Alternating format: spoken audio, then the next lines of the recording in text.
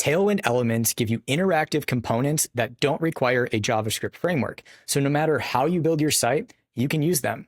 First, we're going to look at why this matters and what were the options before, and then I'm going to give a quick demo showing you how to install it and add it to a project. Let's dive in. With Tailwind, you could add all the design you wanted to your project, but as soon as you needed interactivity like this drop-down menu or tabs, you needed to add some custom component library.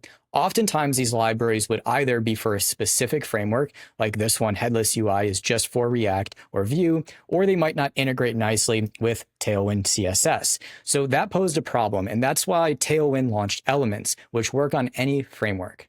So no matter if you're using an Astro project and you don't want to add a React dependency, or you're using React, or you're just using a plain HTML website, you can add Tailwind Elements to it. So you can not only design the site, but add interactivity to it. Now let's look at how this works. First, note that you need to have Tailwind Plus. Once you do that, you can add the JavaScript in one of two ways. You can add this script or through the package manager here, which I'm going to do. I'm going to use pnpm and install this. Next, we're just going to import this once in our project. For this one, I'm using Svelte. I'm just going to add this to my layout and save it.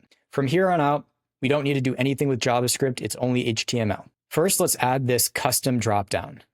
I'm going to copy the HTML, paste it on my page, go to my browser, and see I have a custom dropdown here.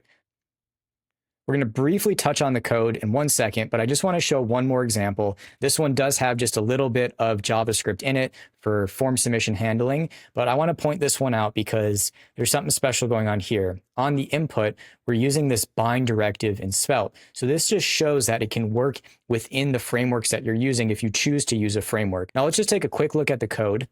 You'll notice here that we have these custom elements prefixed with L and then the component name. And this does all the heavy lifting for these interactive components. And then the JavaScript sees this and then adds everything that's needed from the functionality to the accessibility so we can tab and arrow through these.